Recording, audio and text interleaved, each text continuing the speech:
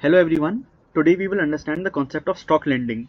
This concept was asked in November 2024 RTP.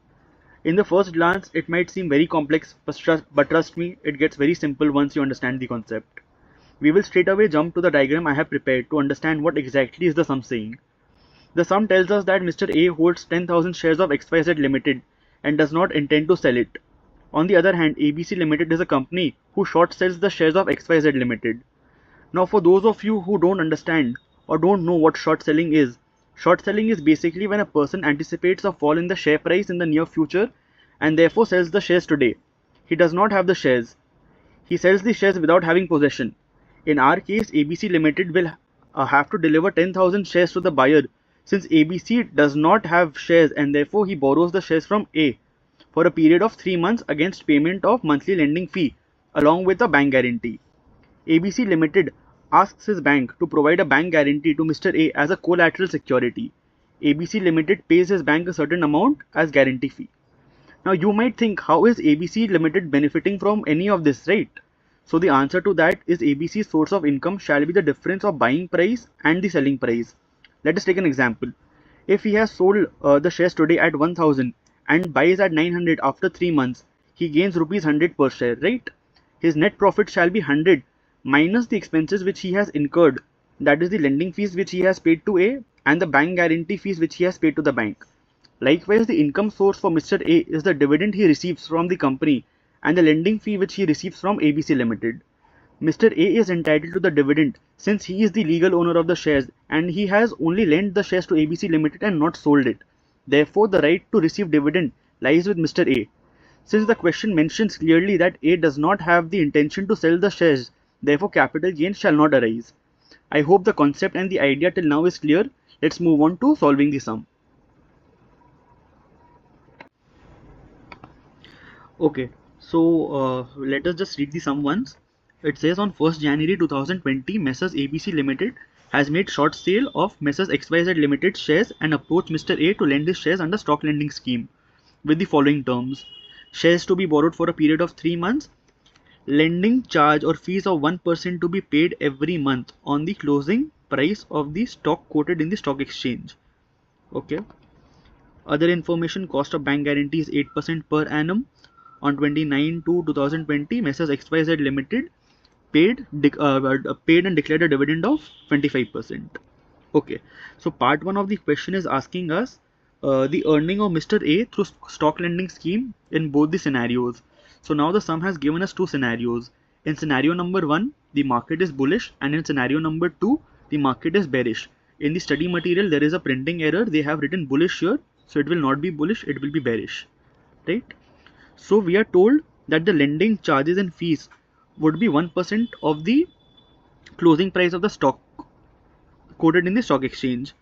So under scenario 1, where the market is bullish, we see that for the month of January, the lending fee would be calculated as 1% of the closing share price of the share for the month of January, that is 1020.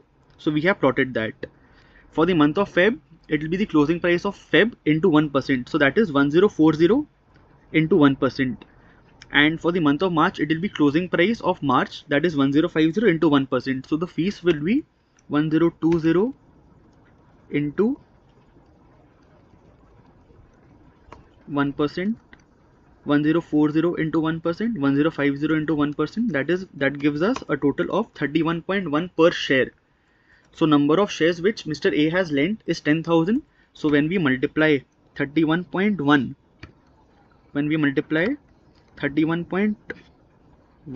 with 10,000 shares, we get 3,11,000 as the income from lending. Okay. Likewise, when the market is bearish, so case B, when the market is bearish, the closing price of the share is 980 for the month of January. So it will be 980 into 1%, 960 into 1%, 940 into 1%.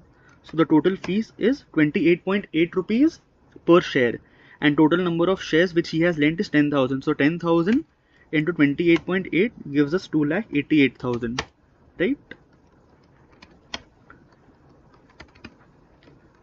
So part 1 is solved here. You can see that in under case A, where the market is bullish, the income of Mr. A through stock lending is rupees 3,11,000, and under case B, when the market is bearish, the income of Mr. A through stock lending is 2,88,000. In part 2 of the sum is asking us to calculate the total earnings of Mr. A during 1st January 2020 to 31st March 2020 under both the scenarios. So total income would consist of the lending fees which Mr. A has received and the dividend income which he has received. So under the bullish market, we have already calculated the amount of lending fees which he would receive. So that is 3,11,000. The dividend which he would receive is under 10,000 shares. Par value is 100 into 25%, that is the rate of dividend. So that comes out to 2,50,000. So total income of Mr. A under bullish market is 5,61,000. Likewise, the lending fee income under bearish market would be 2,88,000, which we have already calculated in the part 1. Dividend income again would be same, 10,000 shares. Par value is 100 into the rate of dividend, that is 25%. So here your total income of Mr. A would come out to 5,38,000. So with this, the part 2 of the question gets solved. Okay, so the last part of the sum is asking us to calculate what is the profit or loss to Messrs. ABC by shorting the shares using through stock lending scheme in both the scenarios. So we can see that on 1st January 2020, ABC sold the shares for 1,000 under both the scenarios. So बेचा है उसने 1,000 rupees के लिए पर share. तो हम लोग ने इसको प्लॉट कर लिया. अब after 3 months of expired, that is on 31st March 2020, he will have to buy 10,000 shares from the market and return it to Mr. A. तो अंडर बुलिश मार्केट उसको खरीदना पड़ेगा 1050 पे, जो यहाँ पर है. So we will plot that. And under bearish market he will have to buy it at 940. तो वी कैन सी कि फर्स्ट केस में तो अपने को लॉस हो गया बिकॉज उसने बेचा 1000 पे, खरीदा 1050 पे, तो 50 पर शेयर का लॉस. एंड यहाँ पे उसको प्रॉफिट हो गया बिकॉज उसने बेचा है 1000 पे एंड उसको वो खरीदेगा 3 months के बाद 940 में.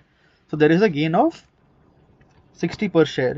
Total number of shares which he has to buy is 10,000 and यहाँ पे भी 10,000 ही होगा. तो आप देख सकते हो कि अंडर बुलिश मार्केट उसको कैपिटल लॉस हुआ है 5 लाख का एंड अंडर बेरिश मार्केट उसको कैपिटल गेन हुआ है 6 लाख रुपीज़ का. Lending fees which he has paid under bullish market is 3,11,000 because of course A का जो इनकम है दैट इज ABC का expense. And under bullish bearish market भी वही होगा 2,88,000 जो अपने कैलकुलेट किए थे in part 2. Bank guarantee which he has paid, so 10,000 shares उसने शॉर्ट किया है एट द रेट 1,000. तो उस पे बैंक गारंटी का percentage is 8% per annum. But since we have only taken bank guarantee for 3 months, it will be 3/12. So that comes out to 2 lakh rupees. तो अपना total expense under bullish market comes out to 5,11,000, right? Guarantee fee would be the same under this under bearish market also. तो यहाँ पे total expense comes out to 4,88,000. तो net profit और loss under both the scenarios आता है मेरा. यहाँ पे तो net loss आएगा because capital loss हुआ है 5 लाख रुपीज़ का, ऊपर से आपने expense incur किया है 5,11,000 का. So that total becomes 10,11,000 का लॉस. एंड इस केस में अपना जब बेरिश मार्केट होता है तब टोटल कैपिटल गेन आ रहा था 6 लाख रुपया का. उसमें से आपने एक्सपेंस इनकर किया है 4,88,000 का. तो आपका नेट प्रॉफिट आ रहा है इसमें 1,12,000. तो इससे अपना पूरा सम सॉल्व हो जाता है. आई होप आप सबको कॉन्सेप्ट भी समझ में आया होगा एंड आपसे बड़ी आसानी से सम भी सॉल्व हो गया होगा. इस सम को रिटन प्रैक्टिस एक बार कर लीजिएगा ताकि कॉन्फिडेंस बिल्ड हो जाए.